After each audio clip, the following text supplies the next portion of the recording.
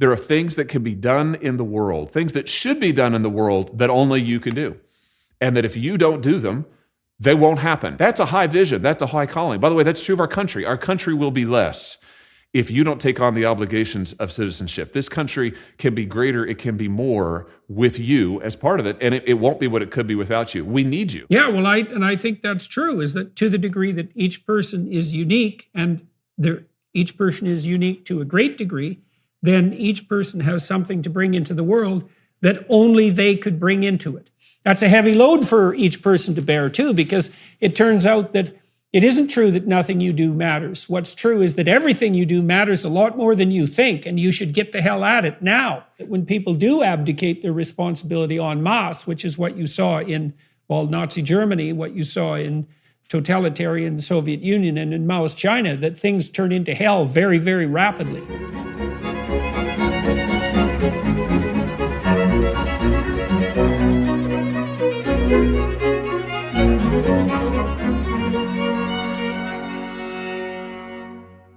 Hello, everyone, and thanks for tuning in, to everyone who's watching and listening. I have the privilege today of speaking with Senator Joshua Hawley.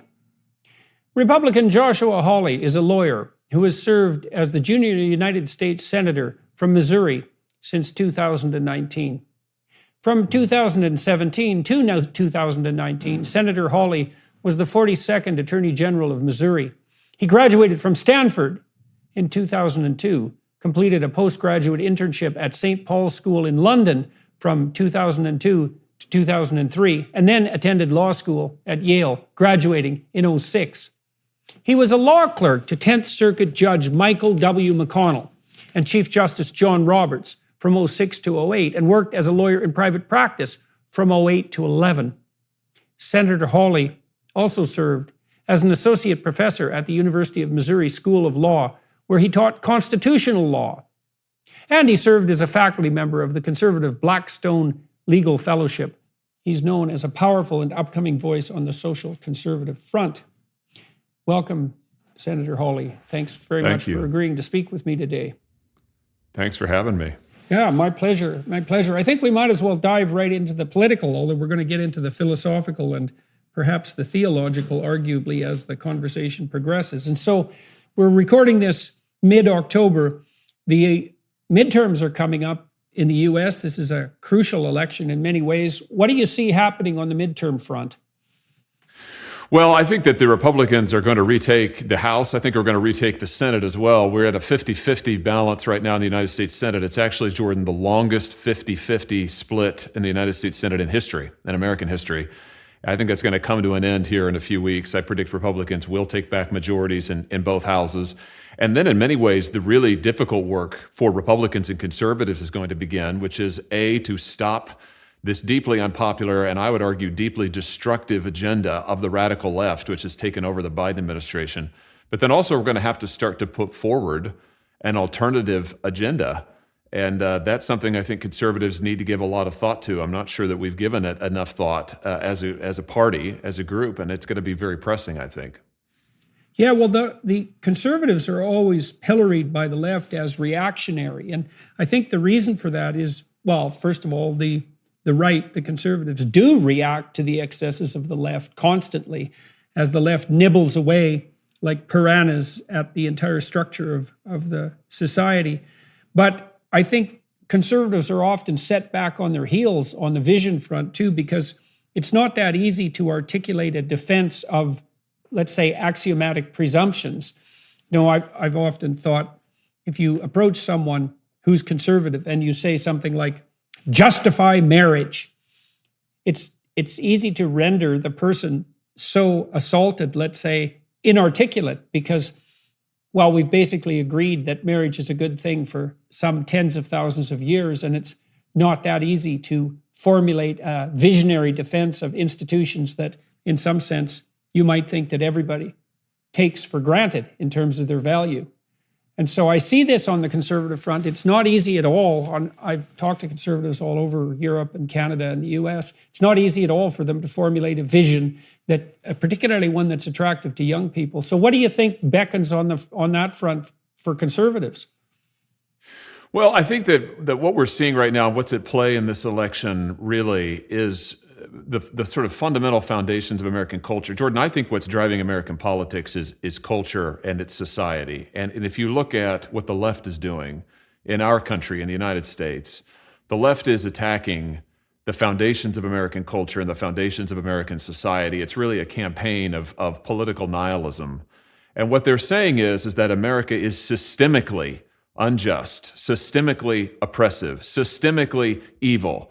And their whole effort is, and by the way, so is our free market system. It's systemically warped. And so their entire campaign really, and their message to the American people and to young people is that we need to bulldoze it and start all over. And they want to reconstruct our society and their image. Really, there's a very French revolutionary aspect to this. I mean, it really sounds a lot like the liberals, the so-called left of the French Revolution, which was a very similar project. I think today's liberals have embraced that big time. And I think what conservatives need to say is actually the foundations of American society are very strong.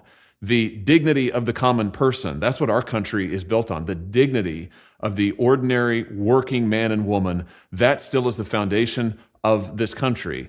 The individual liberty, the idea that work has dignity, has worth, has value, that a family is something that is a great and noble pursuit in life, that as a man you can contribute to your society and make the world a better place, that as a man and woman together, you can build a haven and a home. These very fundamental foundational things, I really think is what our politics is about today.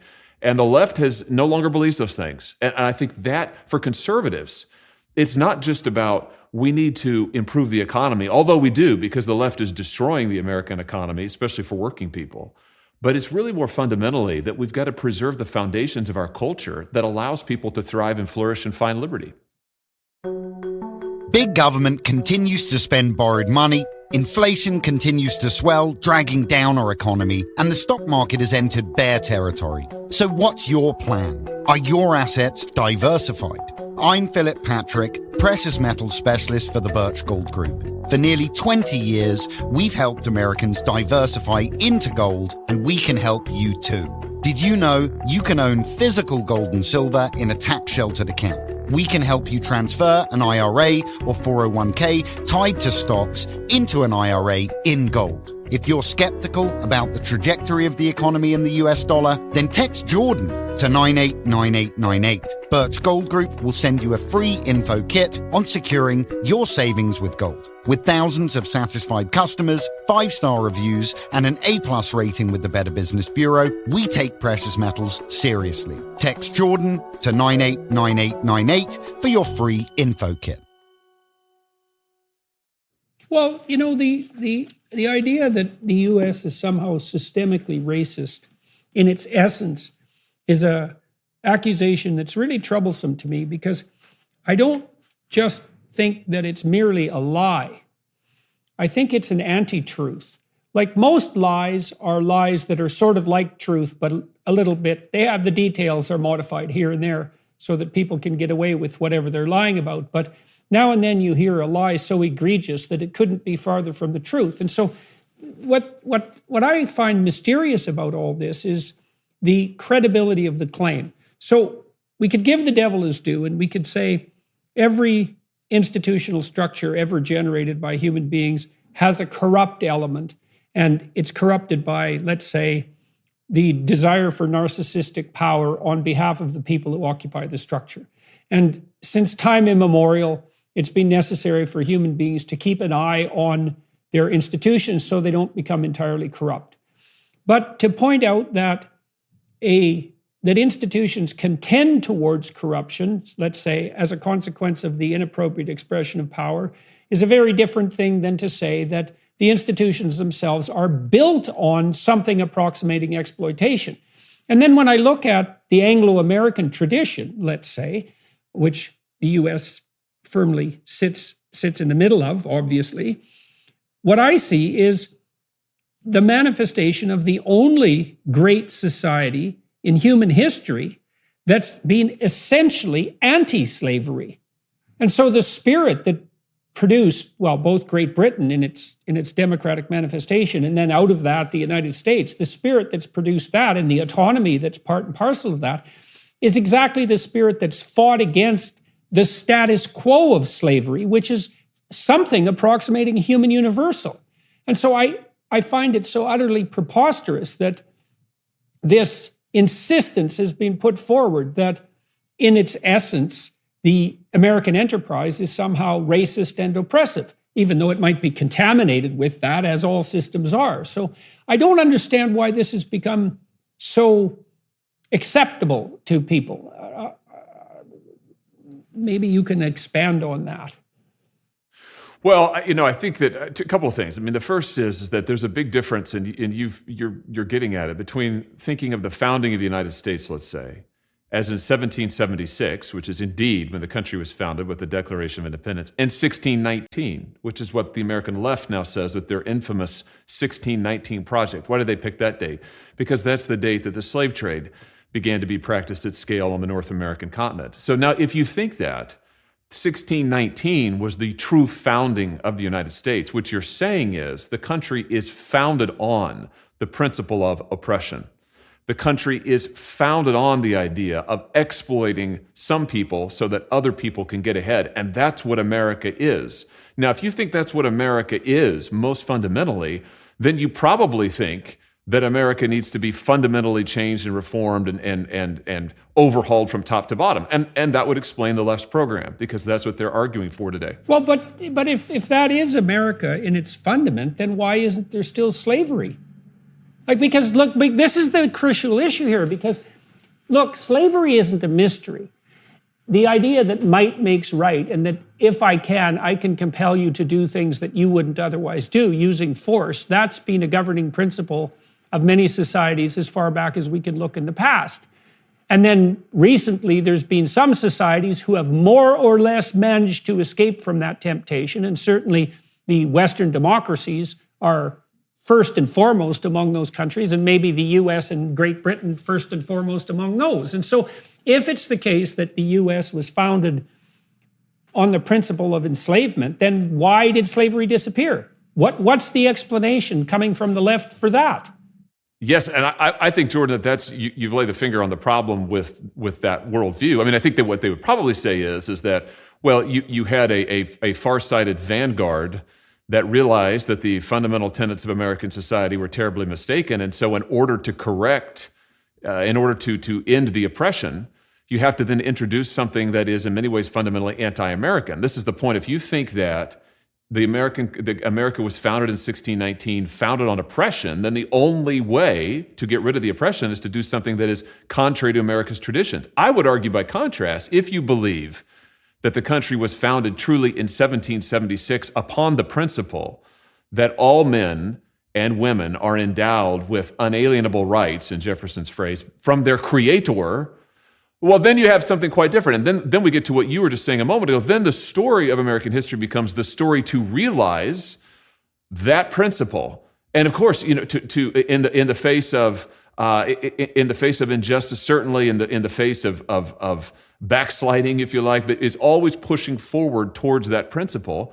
And that is in fact the truth, which is why did America eliminate slavery? That's why. Okay, so let's take that particular tack. So if slavery is wrong, which I think we can all agree is true, then we might have to ask ourselves, well, on what grounds do you make the claim that slavery is wrong? And your point with regards to the founding document, the Declaration of Independence, is that there is an axiom being put forth there that all human beings, men and women alike, regardless of race, have some intrinsic, inviolable worth that's associated with the fact that they're an image of the creative principle itself, the image of the creator itself. And so that's what's self-evident.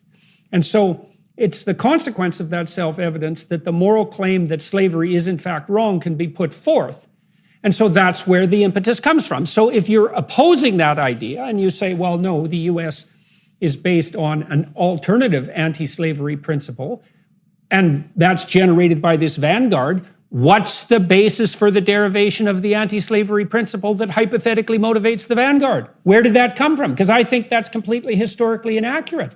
If you look carefully at the manner in which opposition to slavery made itself manifest, it appears to me that it's part and parcel of a much older biblical than British tradition. And that is the flowering of this idea, this strange idea that despite surface appearances, that might be differences in wealth and status, the difference between the aristocracy even and the commoners, human beings have an intrinsic dignity that's not to be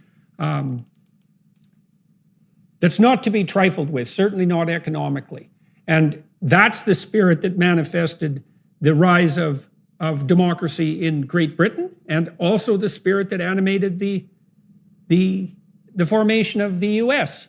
Now, I don't understand how you can lay out an alternative to that. So how do you think this is being managed on the left? Who is this vanguard? Is this Enlightenment rationalists or some damn thing? Because that's not going to fly.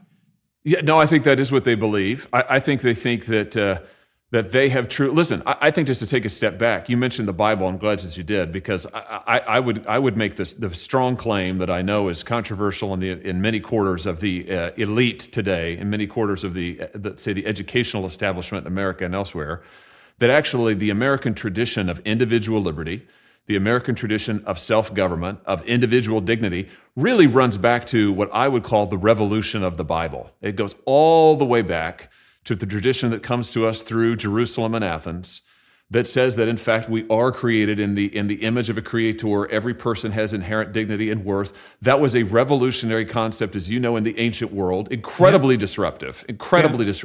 And I would argue, as a historical matter and as a philosophical matter, that great disruption of the ancient status quo, which was built on power, which was built on status, that disruption begins with the revolution of the Bible, and it ripples through, as you said, through English history, British history, through American history, and it's really the foundation, the philosophical foundation of the United States. Now, the left, I think, is fundamentally opposed to that tradition. They view that tradition as oppressive. They think it's not a source of liberation. They think it's a source of oppression. And so I think, much like the French revolutionaries of the 1700s, or for that matter, Marx a century later, they think that to end the oppressiveness of that tradition, you've got to, in fact, reinvent it. That you have to depart from the biblical tradition. But on what principles? Are you going to reinvent it? Well, we know how the French Revolution turned out. That wasn't so good.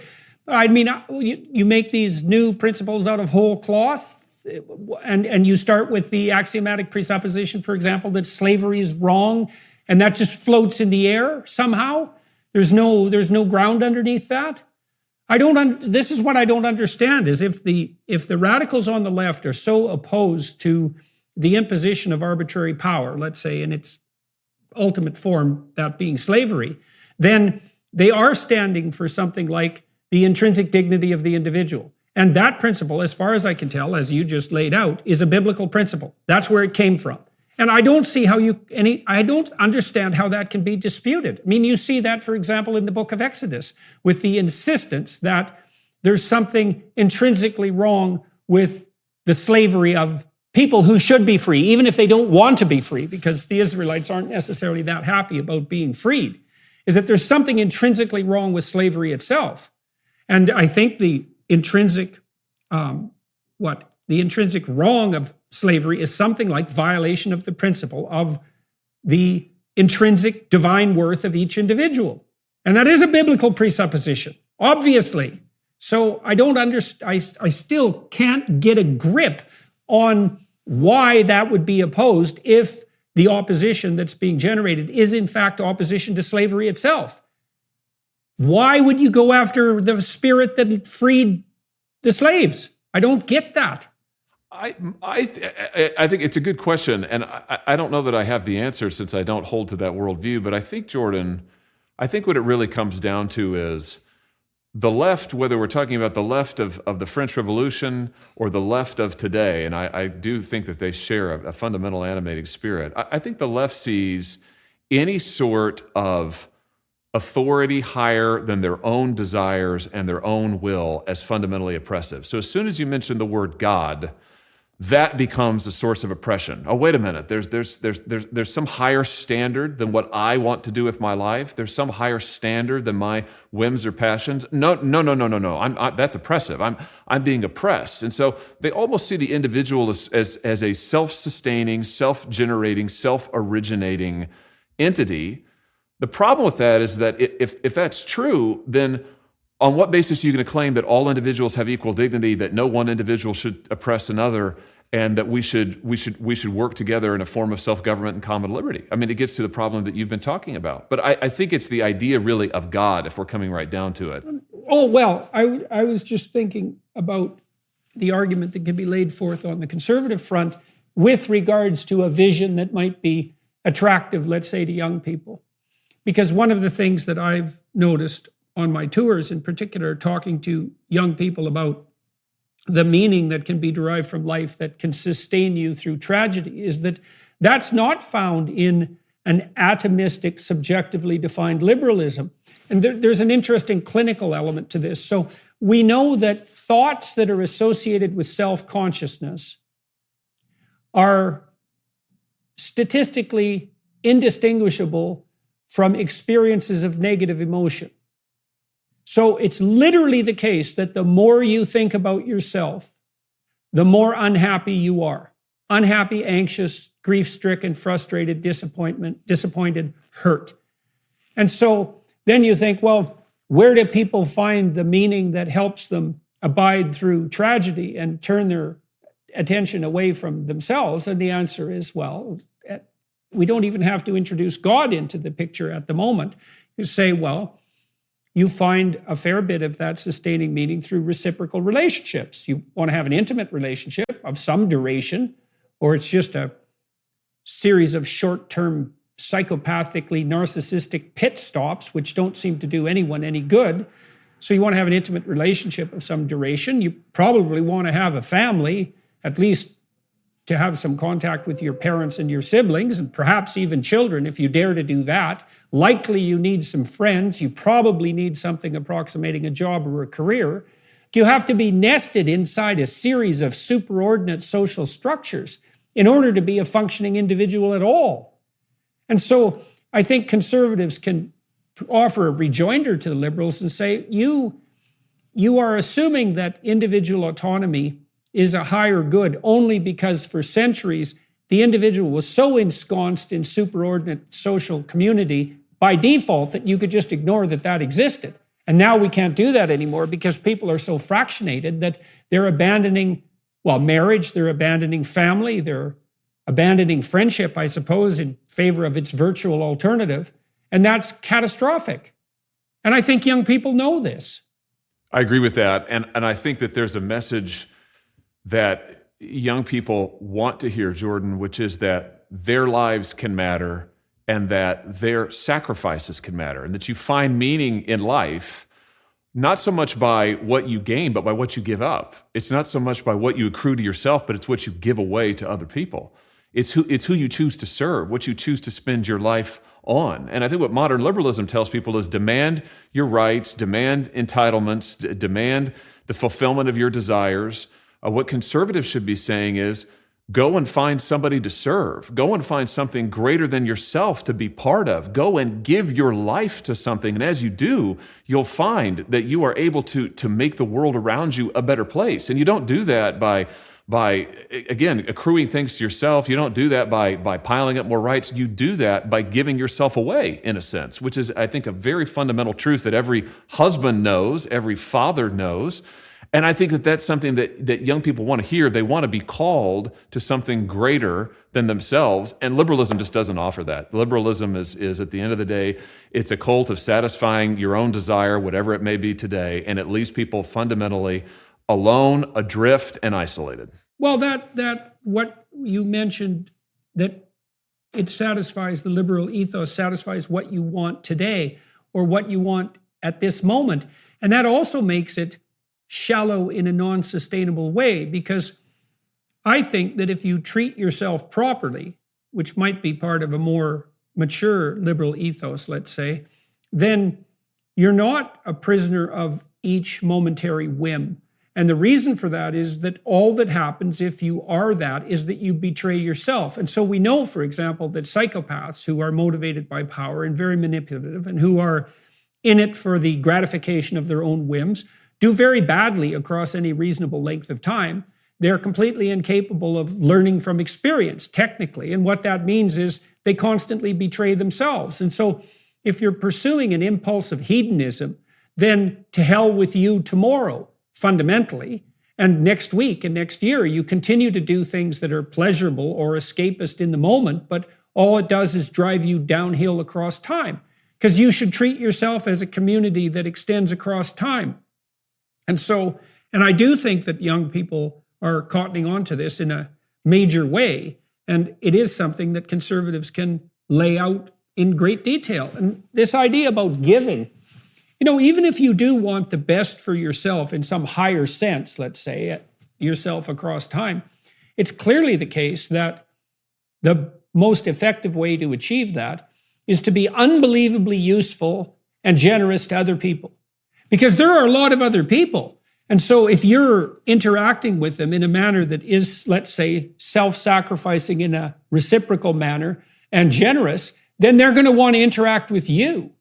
And so if you interact with 1,000 people in your life and you're generous to all of them and they reciprocate, then you're the beneficiary of 1,000 acts of generosity, 1,000 continual sets of acts of generosity. How can that not be a better approach than trying to maximize your momentary whim, let's say?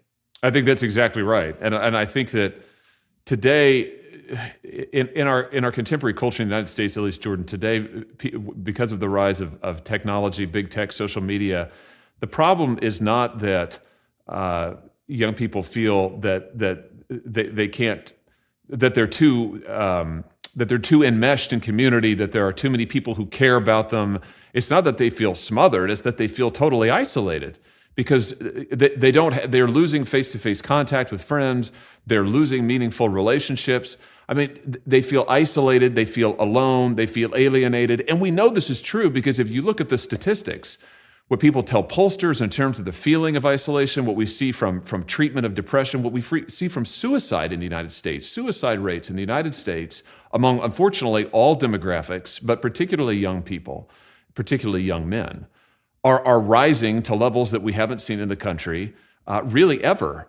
And this should tell us that there's something that is fundamentally amiss with the sort of culture of self-gratification that liberalism has on offer, that people want more than that. They sense that there is more to life than that. They want to be connected with something greater than themselves. Well, you talked about young men there and their despair. I mean, if your culture is telling you constantly that all of your ambition is either part of the patriarchal process of oppression and corruption, and that even if you manage something despite that particular caustic criticism, then everything ambitious you ever do is only contributing to the despoiling of the planet, then you have a story about social interaction that is predicated on the assumption that every single kind of social structure, marriage, friendship, all of that, certainly employment, civic engagement, political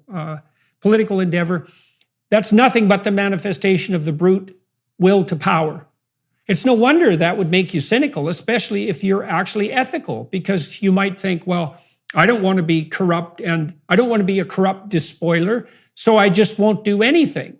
And then, well, then of course you don't do anything, and all you do under those circumstances is suffer. And it's so corrosive and acidic, that critique. Again, you could say, well, when relationships deteriorate, they deteriorate in the direction of narcissistic expression of power. But that doesn't mean at all, ever, that the basis for any relationship is power. I don't think there's any evidence for that at all. I think it's a completely preposterous claim.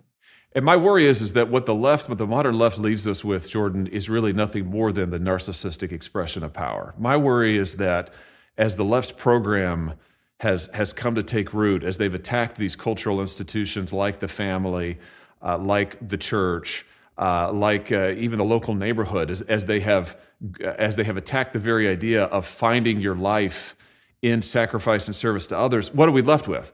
We're left with whoever has the most options and the most power is the most free. What are we left with? We're left with a new hierarchy in the United States, which is if you have an advanced degree and can earn a lot of money, then you are the best and you have the most choices in life and you are the most valuable member of society. If you are not somebody who wants to go get a four-year college degree, if you don't earn a lot of money, then you're somehow less than, you're lesser. So what we end up with is a hierarchy of elitism, a hierarchy of educational attainment, a hierarchy of status. And this, I would argue, is what happens when you take away the idea that every individual has fundamental worth and dignity, that every individual is created in the image of God, and that every individual finds his or her ultimate purpose and meaning in serving others. And so my concern is that even as the left attacks American tradition and cultural institutions as being oppressive, what they actually give us through their campaign of cultural nihilism is a form of hierarchy and elitism, and of course also expanding government control, government supervision, government surveillance. As people abandon their subsidiary social organizations, so you abandon your long-term marital commitment, you abandon your decision to have children, you abandon your willingness to engage in reciprocal friendships, you don't shoulder your civic duty, you isolate yourself in your job and your career. All of that responsibility that you undertake is then vacuumed up by people who will use it for the purposes of their own power. That's definitely the case. I mean, you see this with the emerging tyranny, let's say, and pathology at levels of civic organization like the school boards, where ordinary people who share a common vision have abdicated their responsibility for these mid-level bureaucracies, and they're instantly invaded by people who are ideologically possessed and power mad. And so another useful message for young people is that if you don't take on the responsibility that's commensurate with a properly integrated life, then tyrants will take all that responsibility from you and use it in the name of the maintenance of oppressive power. You have atomized individuals and a centralized state. That's all that'll be left. Exactly. And by the way, that's a historical pattern. We saw that pattern with the French Revolution, right? I mean, in the name of liberty, fraternity, equality, what did we end up with? We ended up with the terror, which was managed by just a very few people, and then you ended up ultimately with Napoleon. I mean, you talk about an oppressive dictatorship that happens when you take away those institutions that actually gather together individuals, that pool, if you like, individual sovereignty, and that act as a way in which the individual expresses himself or herself. The other thing I would say about modern America, Jordan, is that if you believe, like the left says, that modern American society is systemically corrupt and oppressive and all the rest, the question becomes, well, who's going to remake it? And the left's answer is the government. The government's going to remake it. The government is going to use the power of the state, which is the power of coercion, to fundamentally change this society. And I just argue to you, that's what Joe Biden has been doing. If you want to know why the Biden administration is putting their diversity, inclusion, and equity agenda into every nook and cranny of the federal government, that's why. If you want to know why they're turning the FBI loose on parents who complain at school board meetings, that's why. They are willing to use and eager to use the power of the state to try and change what they believe is the oppressive nature of American society. And the danger of that, the coerciveness of that, I think is hugely, hugely alarming. Why do you think that a remedial vision has been lacking so intensely on the conservative side? And then, so that's question number one. And question number two, do you see a reactionary danger emerging on the side of the reactionary right? Yeah, I think that yes, on the second question, yes. I mean, I think that what we have to be careful of is you've got the left that wants to really, in a sense, burn it all down, metaphorically speaking. Although for some of the riots that we saw in for instance, 2020, it's not metaphorical at all. I mean, they really are willing to torch buildings and storm government centers and assault cops and so on. But you've got this spirit of nihilism on the left, and I think it is the danger on the right is we mustn't react with a concomitant spirit of nihilism ourselves, where we say, yeah, that's right, it's all corrupt, it's all it's all worthless. We've got to completely start over. No. What we want to say is, what we should be saying is, no, America actually, the foundations of this country is fundamentally good. It's fundamentally sound. Does there need to be reform? Yeah, of course there does. I mean, it's the Burkean point, right? A society without the means of change is without the means of its conservation and its preservation. So yeah, there's corruption that needs to be addressed. There are reforms that need to be made. I would argue we're seeing in the Biden administration deep corruption in many levels of our government, but the foundations of our system, our Constitution, our philosophical beliefs, going back to the foundations of the biblical tradition, those are not only sound, those are the things that make America America. And I think for conservatives, our vision has to be centered around preserving those and returning those to their rightful place. And so it's not a campaign of nihilism. It's a campaign of building up.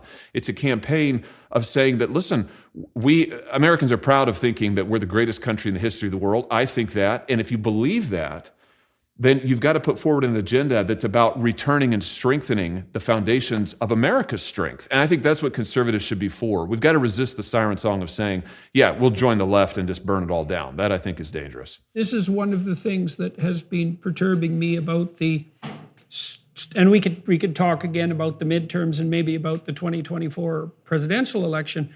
What I see happening on the right, on the Trump side in particular, and it's quite shocking to me in some sense, is that the narrative seems to be that the institutions are so corrupt that even the democratic process itself can no longer be trusted. And the problem I see on that front is that it does, first of all, it plays against the Trump brand as far as I can tell, because Trump was the guy who didn't have things stolen from him and who came out victorious even if he was confronted by tyranny itself. He can deal with people like Kim Jong-un and Vladimir Putin, no problem. And so for him to claim that the country was pulled out from underneath him seems to me to be off-brand. But even more dangerous is that it leads to this kind of corrosive cynicism about the fundamental utility of institutions in the United States. And that does play into the hands of the radicals, whether they are right or left-wing. And so I would like you to comment about that. And because it seems to me the Republican Party, in some sense, is tearing itself apart over the election issue, and then I would also like your opinion about why there is a swing towards the Republicans in this midterm, and who is at the forefront of that swing. Yeah, let me start with the first.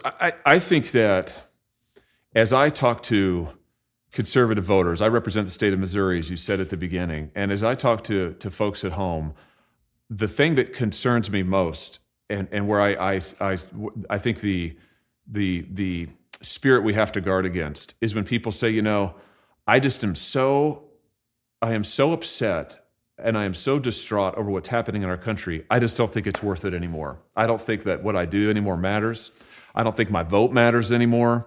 I just don't think it matters, and so I just am willing to give up. That, I think, is a very alarming and ultimately, of course, self-fulfilling attitude, and one I think we've got to combat against. And what I always say is listen, that this is a democracy. I mean, at the end of the day, let me put it to you this way: Theodore Roosevelt, who is one of my boyhood heroes, Theodore Roosevelt once said that in America, we're not ruled over by other people. In America, every man and woman is a sovereign, and so we have the responsibilities that a sovereign would have. There is something that is extremely dignifying about that, and also very true. And I think that in this moment of turmoil in the United States, what we have to say, and conservatives especially has to say, is this is a time for we, the American people, to stand up and to take seriously our responsibilities as the sovereigns of this nation. We've got to make decisions and act and engage in a way that is going to be for the benefit of the country, that's going to work toward a future that we want to see. So it's got to be pro-engagement, not disengagement. It's got to be toward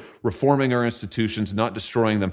And by the way, I don't think conservative voters, I listen to my voters at home, You don't hear that. They're not the ones who are saying, oh, this country's corrupt. They don't believe that. They think the country's good. They think the country's badly led. And they're right about that. But the solution to that is not to say, we give up, we withdraw.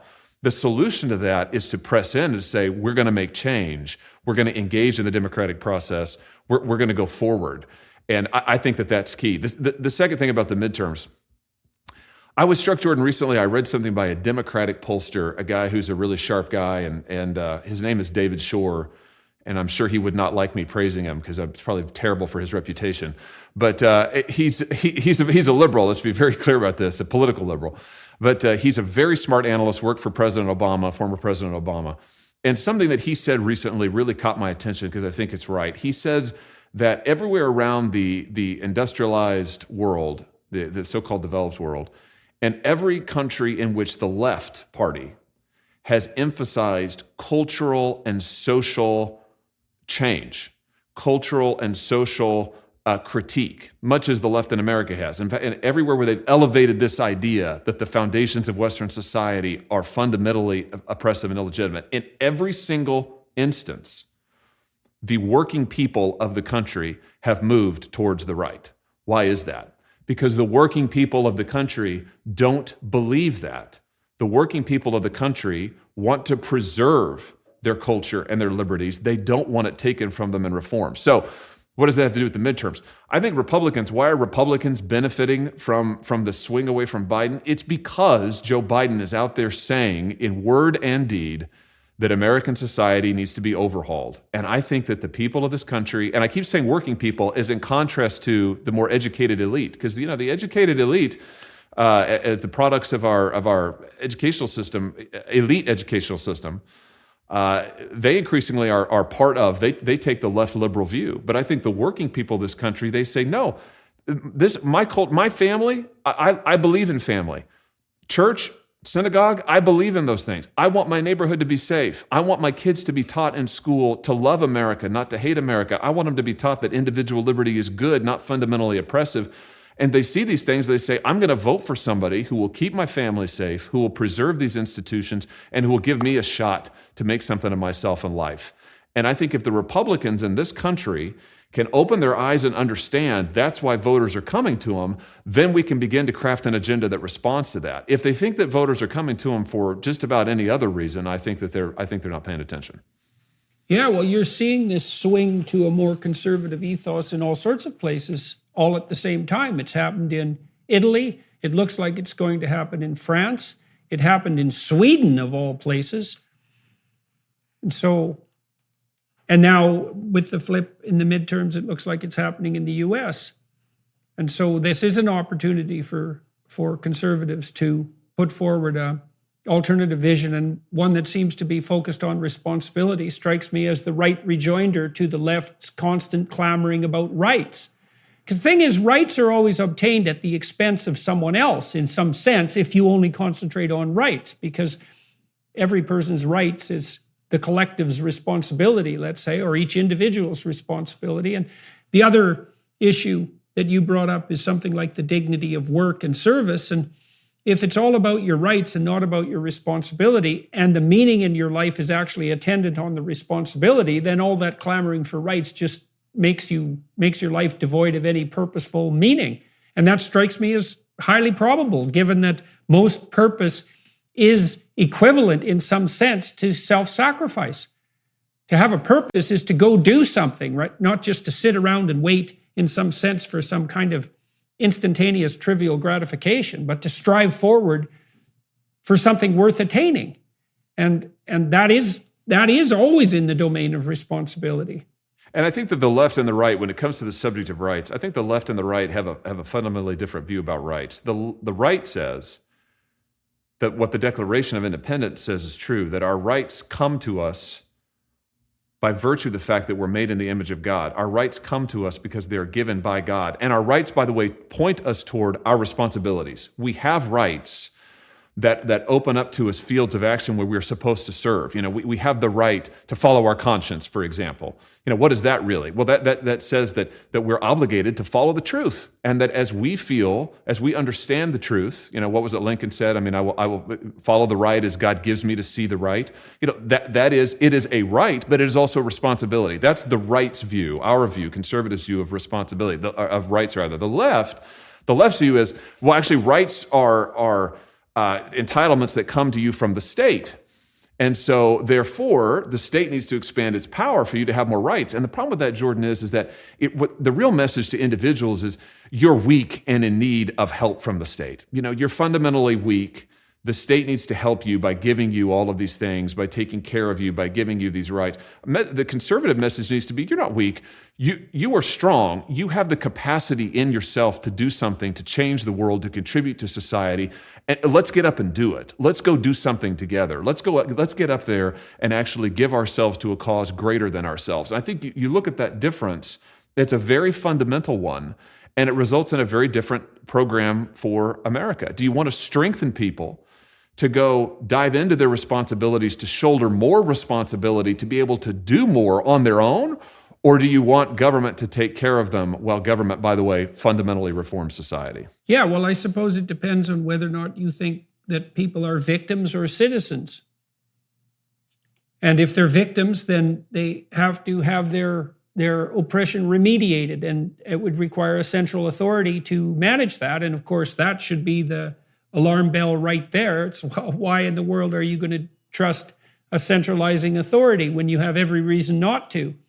And alternatively, you could say, well, life is difficult. There's no doubt about that. And some people are dealt worse hands than others in some ways, but that doesn't mean that you can't put your best foot forward in service and find the meaning in your life in pushing back against that which enshackles you, let's say. And that strikes me as highly probable and psychologically appropriate, and also a very marketable message, especially to young men. Now, you're also writing a book at the moment on manhood. That's right. We talked about that briefly. Well, so tell me about that and tell me why you're doing that. Well, I'm writing it because as I look out at the problem at the plight of men in America, it's just what you see, Jordan, in the numbers is you see that men are increasingly turning away from work.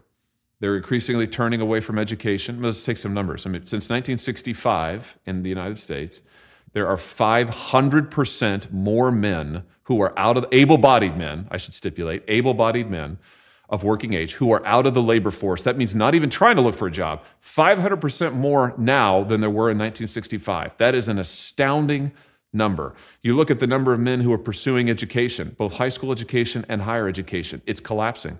Right now in the United States, it is 60-40 female to male enrollment in colleges. That's great. That's great for women.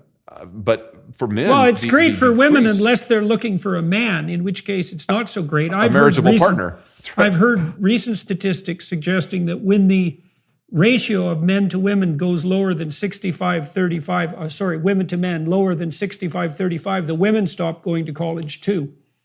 Wow. Well, we may soon find out because the trend line is down for male participation. You look at male suicide rates, you look at male drug abuse. All of these things would suggest that there is a pathology or series of pathologies that is afflicting men in the United States, and maybe particularly young men in the United States. And I think this is one of the biggest challenges that we face as a society. So I wanted to think about that. I wanted to do my part to try and say something constructive about it. And I think, Jordan, one of the big things is that I think men don't often have a vision anymore for their lives as to what their lives could be. And they're told, and you referenced it a minute ago, they're told incessantly from the time that they are in grade school that they are part of the problem. And that if they try to go out and be a contributor to society, if they go out and try to exert any kind of leadership in any field or endeavor, that they contribute to the patriarchy, that they contribute to the climate disaster, as the so-called climate disaster, as you said earlier, that they contribute to the systemic injustices of America. This is the constant message to men. And I think that that's fundamentally untrue. And we should be saying something to men that's very different. We should be saying to them that this country needs you. that your families need you, that your neighborhoods need you, that you can make the world a better place, and you were born to do that. And so what I try to do in the book is I try to go back all the way back to the very beginning, back to the Bible, back to Genesis, and say, what does that begin to open up for us, this very foundational story? What does it open up for us about what a man is supposed to be? And if you look at the book of Genesis and what God calls Adam to do, he calls Adam to work with him to help finish the world, to help perfect the world and bring it into perfection. And not to get too deep into the details here, but if you look at Genesis 1 and 2, what the Garden of Eden really is in many ways is it is a temple. And it's a temple where God dwells, and Adam is there, and Eve too, cooperating, working with God. That's the symbolism of it. What is supposed to happen? Adam is supposed to work with God to make the rest of the world a temple, to expand the garden, if you like, to make the world beautiful, to make the world what it could be, to bring the world further into perfection, and to work with God to do that. Now that, I would suggest to you, that's a pretty high calling. That suggests that, wow, a man can really make a difference in life, that a man has a high calling in life. That's a vision you could give yourself to and sacrifice for. When I've been going around the world doing these talks, I think I've done 60 since January, something like that, in different cities all around the United States and Canada and Europe. I meet about 150 people after each lecture or each question and answer period. And they're very, very positive events. And the fundamental reason that they're positive is because, first of all, most of the people who come are dressed up. It's kind of like a wedding reception. So lots of the young men who come, and the young women too, because more and more of the young men who are coming have partners with them who look quite happy to be with them. They're dressed quite formally. And so they all look like adults. And they're all standing up straight, which is really lovely to see. And, they're kind of a well put together bunch. And they talk to me, not for very long, because it takes a while to meet 150 people, but I get a few fractions of a minute with each person. And it's very moving because they tell me variants of the same story.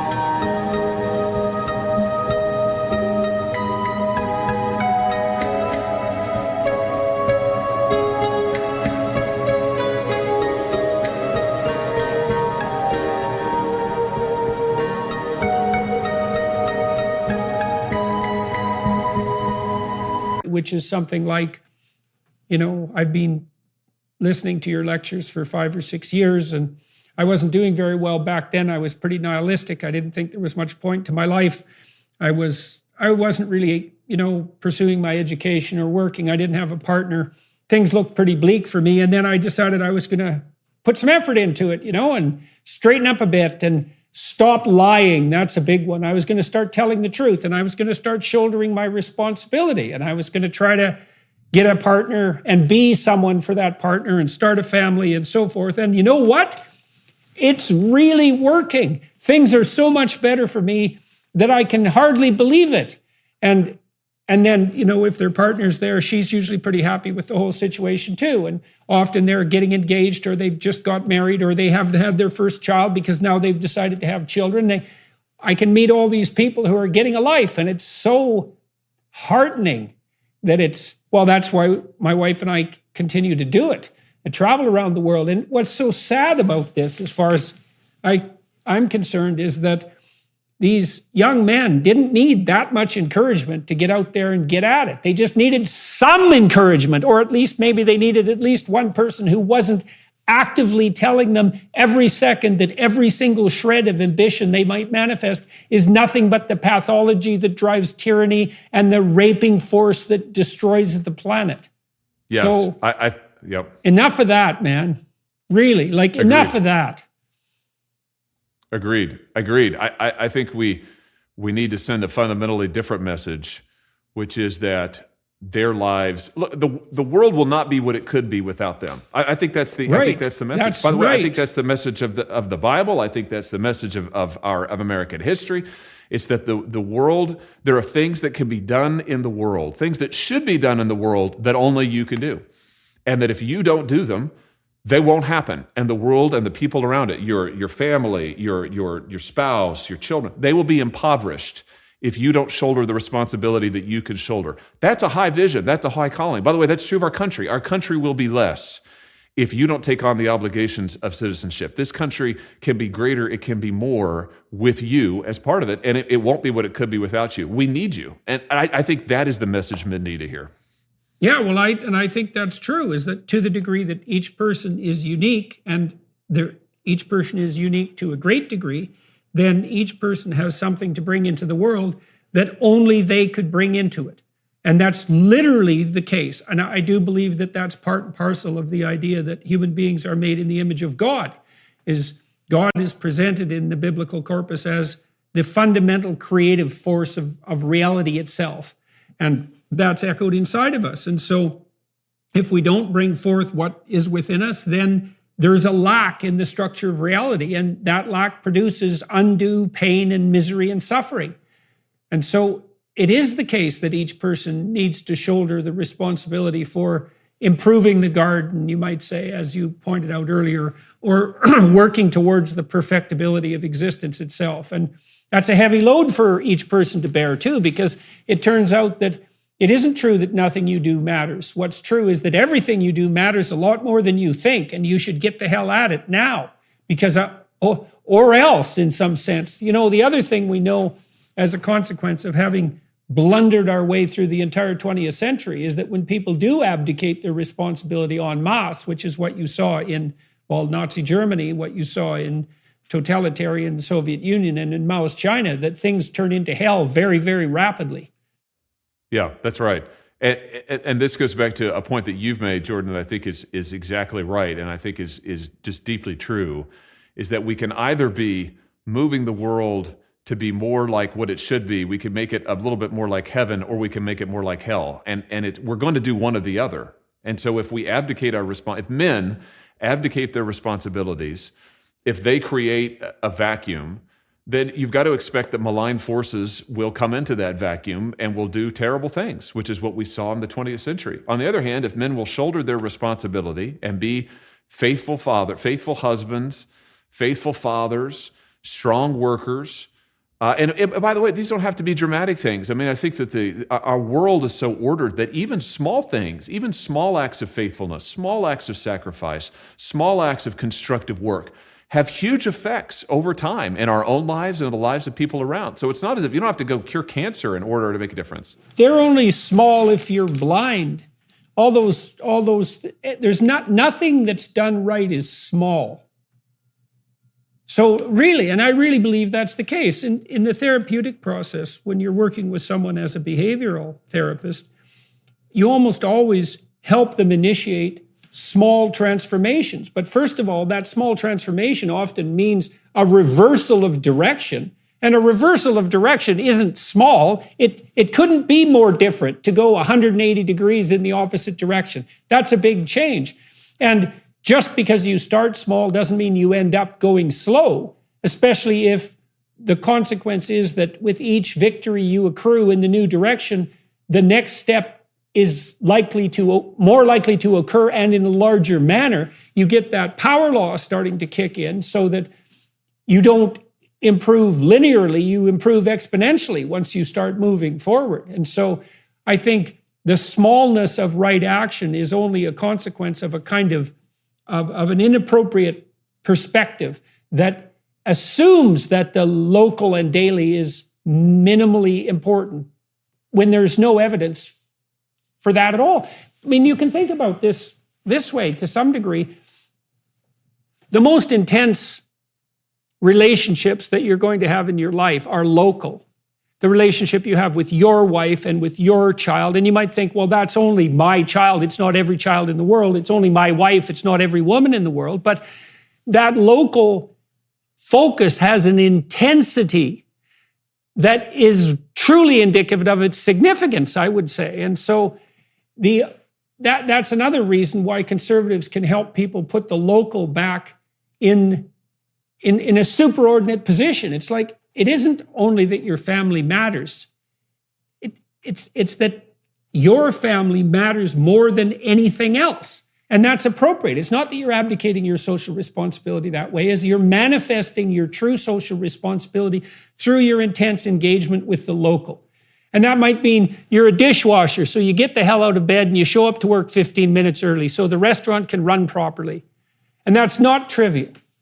And if you think it's trivial, it's because there's something wrong with your attitude, not because it's trivial in and of itself.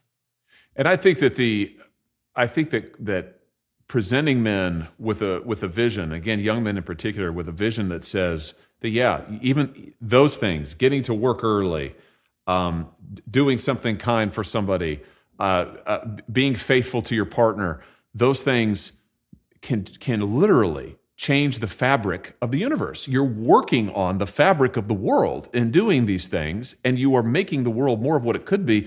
That's a high calling. It's a noble calling. And I just think that kind of vision, the leftist rhetoric, I think suppresses and destroys that sort of vision. And it therefore suppresses and destroys a healthy ambition.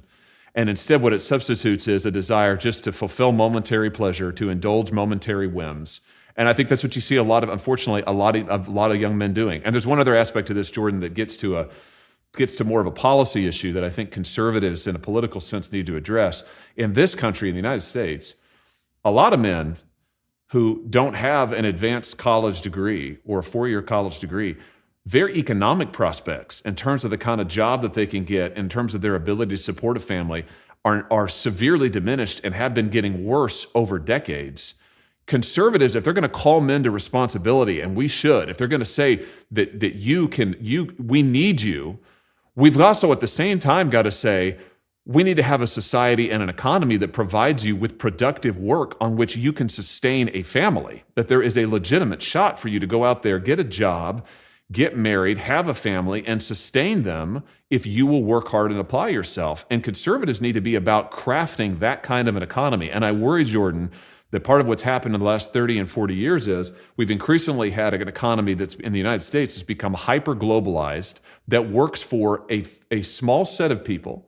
It's the people who have advanced degrees in certain sectors, and does not work for the vast majority of the rest of the population, and does not work for a lot of working class men. And that's tied up with this. And I think conservatives have got to open their eyes and say, we've got to go out and say, we need a society and an economy that is going to be able to support work, support a family. And you can't be pro-family unless you're pro an economy where you can actually support a family. Mm-hmm. Yeah, well, it's a form of regulatory capture by the intellectual elite. That's right.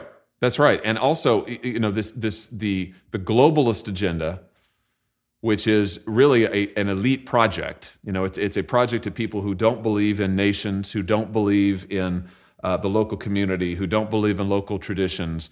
What they believe is they think that their values, which they share with other educated elite around the country, around the world rather, that those ought to be what structures the world. Those ought to be what structures the economy. They pursued this agenda of hyperglobalism that has in the United States resulted in shipping working class jobs overseas, shutting down jobs that were good-paying jobs in small towns like the one that I grew up in.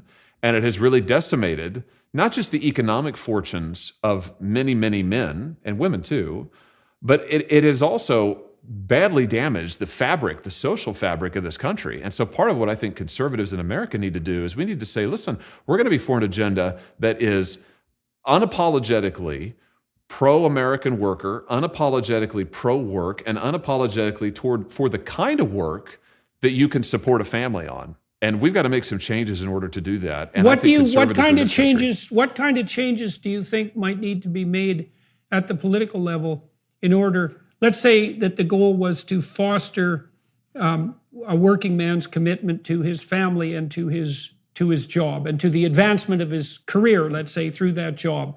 What sort of transformations of policy do you think might be helpful at the level of detail to facilitate that kind of vision? Yeah, I think the first thing is we've got to be able to give that man some prospect that if he actually will if he'll get a job, if he'll commit himself to work, if he'll show up, as you said, and he'll invest himself, that he'll be able to support himself and to advance. In order to do that, Jordan, we've got to get jobs back into the United States of America where we actually produce things and make things, where a guy who does not have a college degree, and listen, only 35% of Americans have a 4-year college degree or more. Right, and a women. Decreasing percentage of men are going Correct. to have that as well. That is correct. And so, you're looking at almost 70%, let's say, of men. I think it's more than 70% of the workforce does not have a 4-year college degree. We have to have an economy where a man can get a good paying job. So how do we do that? We have to bring production back to the United States. Jordan, we've got to produce things here. We've got to grow things here. Let me give you an example. The average salary of a manufacturing type job in the United States, of a production type job, a year or two ago was $22.50 was the average hourly wage, $22.50. In retail, the average hourly wage is like $13. In services, it's slightly higher, but not much. The point is that manufacturing jobs, production jobs historically pay better. You could support a family on those. They have but they drive research and development, by the way. They drive the services industry. And what's happened in this country is I think and conservatives, unfortunately, Republicans have been part of this problem, big part of it. We've had a stupid economic policy that for 30 and 40 years or longer has said, we're willing to see jobs go overseas to places like China. We are willing to trade away our manufacturing and our production of all kinds, whether we're talking about precision tooling or whether we're talking about advanced farming. We're willing to see those things go away in order to get more cheap stuff from overseas and in order to build up a services and Wall Street driven economy. I think that has been a fundamental mistake, and conservatives need to change it. And you asked about how do we do it? One of the things we've got to do is we have got to set a tariff policy and a trade policy that actually works for America. And I think that works for American workers and is geared, Jordan, towards bringing back and fostering good-paying production jobs in this country. So that is a different way of thinking than most Republicans in the United States have thought for the last 30 or 40 years, where they've been very pro-globalization. And I think that it's hard to be pro-globalization and pro-family, pro-worker at the same time. Tell me more about the book that you're writing and what you're hoping to accomplish with regards to your communication to men. And why are you writing a book and instead of concentrating, let's say, or in addition to concentrating on the political issues? Well, I think it's a matter of both and. I mean, I think that I will. It's imperative to talk about the kind of policy issues that we were just talking about just now, and to go out there and to advance legislation and to advance a policy agenda, and I'm certainly going to do that. But I do think that it's important right now in American culture to put forward an alternative vision of what a man can be and what good a man can contribute. And I think the real need is when men are beat over the head, as we've talked about, from the time they're in grade school. And listen, I say this because I've got 3 kids. I've got 2 little boys, a 9-year-old and a 7-year-old, and then I've got a baby daughter. And as the father of the parent of school-age kids and school-age boys, I pay a lot of attention now to what my kids are taught in school and to what other kids are taught in school. And of course, I hear it from parents who I represent all the time. So I think in this cultural milieu where you have the left in control of many of the cultural institutions, the media, much of the entertainment industry, increasingly the corporate suites, the head offices, the relentless message to men is that you're a problem, male ambition is bad. And I think that conservatives need to present an alternative vision. And I think that we need to show men what a different kind of vision for manhood could look like. And that's really what the book is about, is trying to do that. So, okay, on the Republican front, back again to the midterms, there is a swing in the Republican direction. Who's at the forefront of the swing? Who is it that's whose votes are moving at the moment, and why? Well, who's really moving are working class folks, both men and women, but particularly working class men, and across, by the way, different racial demographics. What you see is working class Hispanic men, working class African American men, particularly younger working class African American men, and then working class white men are moving in a big way towards the Republican Party. This actually really started with Donald Trump in 2016.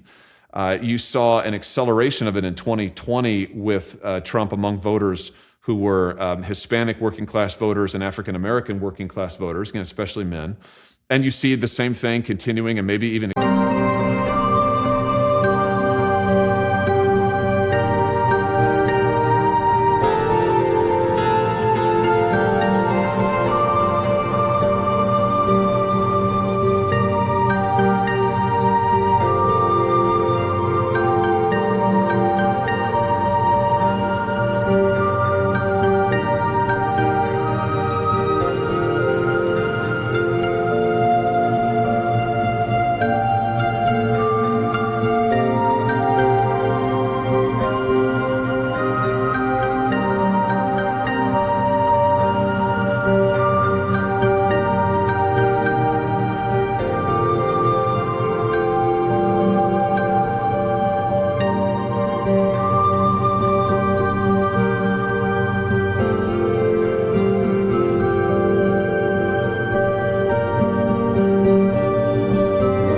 accelerating in the midterms. So there's a big switch. And Jordan, it's a huge change for the Republican Party in my lifetime. I'm 42.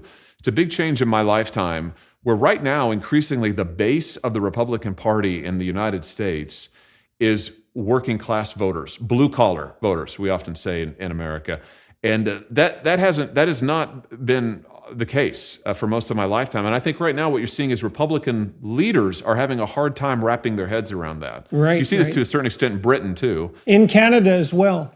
That's interesting. Yeah, well, a lot of the groundswell of support for the new conservative leader here, Pierre Poilievre, who's likely to be the new next prime minister, God willing, is that there's been a big swing by younger working class people to the Conservative Party. And that's certainly something, that's always been a big business party in Canada. This is definitely a new thing. And so, yeah, as you said, it's happening in the UK and the US as well. It's so interesting, because hypothetically, the left stands for the oppressed and the voiceless. And yet you see a migration of working class people to the Republican Party, especially young men, which sort of belies the idea that the left historically, at least insofar as it had its roots in the labor movement, I think was sporadically, at least, a genuine voice for the labor movement. But the fact that all the working class people are stampeding over to the conservative side seems to indicate in some fundamental sense that the left has lost the plot. Yeah, I think in the United States, certainly the left, Jordan, if you just look at their voting returns, the Democrat Party today is increasingly the party of the extremely well-educated and the upper class in this country. I mean, it's just a fact. You can just go look at the exit polls, and you see that increasingly the base of that party are folks who have at least four-year degrees or advanced degrees, folks who make above working class wages, up middle class, and really upper middle class. That is the base now of the Democrat Party. And this gets back to the cultural stuff. That segment, and it's an increasingly narrow segment of American society, they tend to buy into all of the leftist stuff about how systemically unjust America is. What you have is the vast swath of the American public that says that's not true, and particularly working people say, no, that is not true.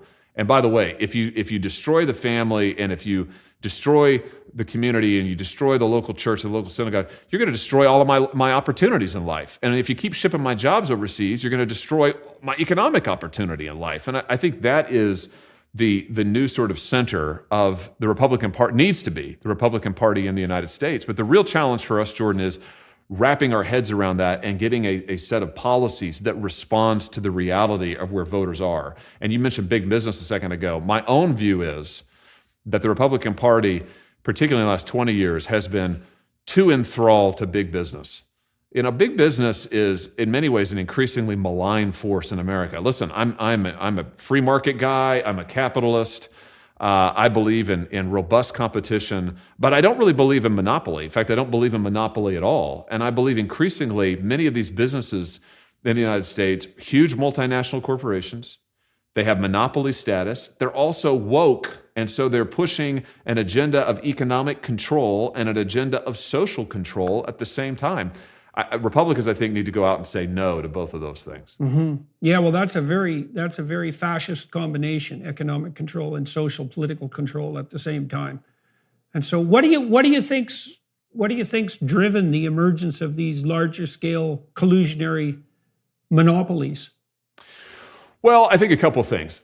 Part of it is the economic program of hyperglobalism. I mean, I think that these companies, let's take just the social media companies in the United States, for example, companies like Facebook, or now I guess they want us to call them Meta, I think is an absurd name. But they feel the need. They're based in the United States, but they're multinational corporations. They say that they've got to become absolutely gargantuan and huge in order to compete on a global scale. So the globalization helps drive massive scale. I mean, just gigantic. So they get to be huge. They get to be multinational in size. And then many of these companies in the United States have had special deals with the United States government.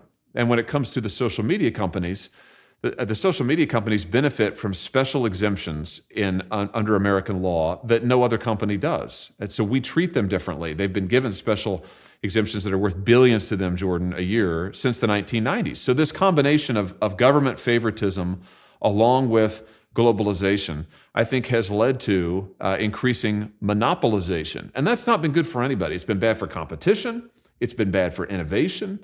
It's been bad for Americans as consumers, but maybe worst of all, it's been bad for them as producers. Mm-hmm. Mm-hmm. So that's an interesting platform for conservatives and revolutionary in some sense, to concentrate on the local again, to concentrate on the working class, to be concerned about the development of fascistic monopolies at the higher end.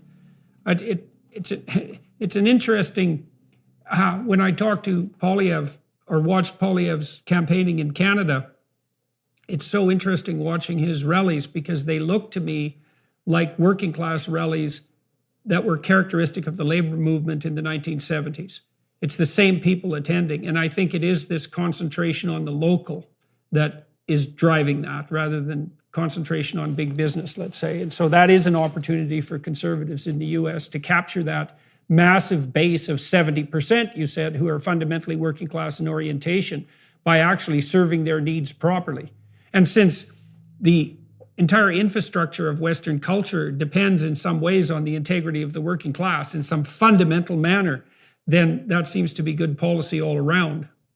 I think what you just said is absolutely critical, which is that in the United States, the culture that we've been talking about, the culture of work, the culture of family, the culture of faith, that has been and still is a fundamentally middle-class, working-class culture. And so what you've seen is that as the middle class and working class in this country has become economically weaker in these last few decades, as they have become culturally weaker, they've also become, in some sense, politically weaker, and the left has capitalized on that. And I think part of what Republicans and conservatives need to be saying is, we want to make all Americans, but especially working Americans, stronger. We want to make their voices stronger. We want to make their life prospects stronger. We want to make their institutions stronger, their families stronger, their neighborhoods stronger. We need to be a party and a movement that says we are for the strength of the working people of this country. We're for, because they're the foundation of this country, and we're for strengthening the fundamentals of America. I think that is a hopeful, forward-looking, affirmative agenda that can be built out and should be built out in a number of different ways. And that's my view. What are your hopes for the Republican Party as we move out of 2022 and the midterms towards the 2024 presidential election? If you had a best case scenario for what the Republican Party does in the next 2 years, what would that look like? Well, I hope that what we'll do is, in Congress at least, which is where I'll be serving, I hope that we will be putting forward an alternative agenda that will be along the lines that we've just discussed. I hope that we'll come forward and we'll say, we want to give you more control over your kids' education. You ought to be able, for instance, to know what your kids are being taught. You ought to be able to have a say in that. You ought to be able to have control over your kids' curriculum. We want to give you more control and more opportunity economically. We want to bring back good paying jobs to this country. We want to strengthen the family. We want to reward you for having kids, not punish you for having kids. I propose a Jordan legislation that would give parents, working parents, a massive tax cut if they stay together and have kids. And I think what we ought to be saying is, it's not just that we shouldn't be penalizing you for being married. We ought to be rewarding you. If you get married and having a family, you are contributing to society.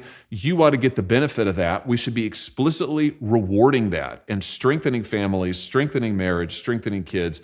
So I hope that we'll put forward an agenda that's focused on that. As an alternative, Joe Biden, of course, is going to be president for the next 2 years. We need to not just be stopping what he's doing, although in my view, that's very important, but we need to be putting forward an alternative that fundamentally contrasts with the campaign of nihilism that he and the left are attempting to foster. So I hope that's what we'll do. And I think if we do that, we'll go into 2024 and we'll be able to offer the country two fundamentally different visions. What do you think is going to happen on the leadership front? I don't know the answer to that. Listen, if I had to predict, I would say Donald Trump is giving every indication that he will run again, and I think that he'll be the nominee. I mean, I haven't asked him directly if he's going to run, but I think he is, Jordan. I mean, he's said it publicly. I'd be very surprised at this point if he didn't. So I think that he will be the nominee, and I hope that if he is the nominee, that he will put forward an agenda that will be focused on the best of what he did as president. And I think the best of what he did as president was he focused on bringing back American jobs. He focused on trying to strengthen the economic conditions of the working class and the middle class. And he tried to defend American culture. Those are good things. I hope that he will put forward a positive agenda that will do that and will seek to move the country forward to a position of strength. And, we'll see. I mean, we'll see. Who do you see as potential contenders against Trump in the primaries? Do you think DeSantis will throw his hat in the ring? I don't know the answer to that. I sort of doubt it. I mean, my feeling is that if Trump wants to be the nominee, he will be the nominee. And I think that most folks probably think that. So I would be, listen, I don't know Governor DeSantis personally, so I couldn't speculate. I'd be a little surprised if any serious presidential contender decided to run if Trump ran, because I think it would be almost certain defeat. But who knows? I could be wrong. And 2 years is a long time. I mean, the primaries it is. Won't kick off for over a year and a half. I mean, that's an eternity in politics. So who knows? And what do you think the immediate necessities, let's say, that are going to confront a Republican Congress and a Republican Senate, assuming that that's the way things turn out in the midterms? What would you like to see happen on the political front in the short to medium term? Well, I think one of the things we have to look at immediately is energy in the United States, Jordan, and the rampant inflation that is. You talk about just cutting the guts out of the working people and their families. This rampant inflation that this government has given us is doing that. And energy costs are a huge part of that. Joe Biden, when he came to office, on one of the first things he did, Jordan, the series of executive orders he signed, you talk about power, the president has a lot of it. He shut down new oil and energy production in this country. He canceled existing leases. He stopped the future issuance of leases on federal lands, which is a huge part of our oil production. We need to reverse all of those policies. I mean, we need to be a pro-energy production in this country. To me, to see the president go from country to country and getting down and begging these dictators to increase oil production because we won't produce it in the United States of America is insane. It is the definition of insanity. Mm-hmm. Flirting with Iran, flirting with Venezuela, going cap in hand to the Saudis, while also playing moral tricks on them. Yeah, that was really quite spectacular. Canceling the Keystone pipeline system, which, of course, grated on Canadian sensibility, except perhaps, well, I would say even on the sensibility of our Prime Minister, interestingly enough. So, yeah, well, it's also the case, we might point out, too, that America is one of the only countries that has managed to cut carbon dioxide output, and that was mostly a consequence of fracking, which isn't something that the environmentalists would have ever, first of all, predicted or certainly not trumpeted once it happened. And so it's certainly possible that a U.S. that's dynamic in relationship to its energy production could be a net force for good, even on the environmental front. I think that's almost certain. And as well as on the economic front, particularly in relationship to the finances of the poorest people, because they're so dependent on energy. That's right. And I just don't know two things about that. The first thing is, I don't know why you would want countries, dictatorships like Saudi Arabia and Venezuela and others, to be reaping the benefit of the billions and probably eventually trillions of dollars of energy production that we are foregoing, and have it benefiting their dictatorships. I also don't know why you'd want countries that, to your point, don't have the same environmental standards, have lower environmental standards than the United States have. Why should they be the ones who are producing all the world's energy? But finally, why shouldn't American workers? This energy agenda, Biden's climate agenda, is a deeply anti-worker agenda. They are telling the men who work the rigs, the men who work the pipelines, they put them out of work. The men who go down into the coal mines, put them out of work in favor of buying oil from Saudi Arabia and Venezuela and Iran. It is just crazy. And so I think that in the short term, a fundamental cornerstone of a pro-worker agenda, frankly, pro-America agenda, is we have got to turn on American energy production and put American workers back to work. The other thing, Jordan, we have to do is crime in this country. It is just at stratospheric levels. And you talk about the basic fabric of society.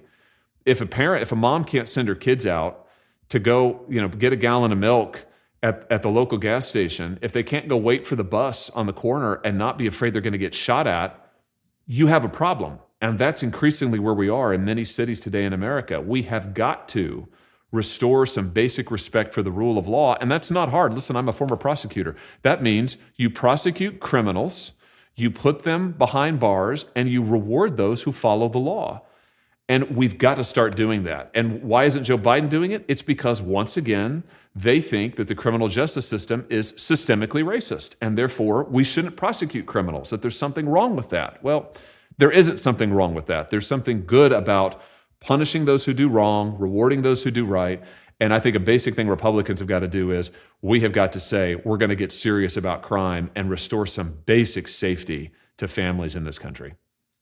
Well, that seems like a salutary point to end our discussion. Is there anything else that you wanted to bring to the attention of people who are watching and listening? When is your book coming out, by the way? It'll be out next spring. It'll be out in the spring of 2023. And I'm really excited about it. It's just been a great privilege for me to get to work on this topic and to get to talk to so many men and young men. And I look forward to getting to do that more and more. Well, good. And maybe we can have another podcast when your book comes out. I look forward to that.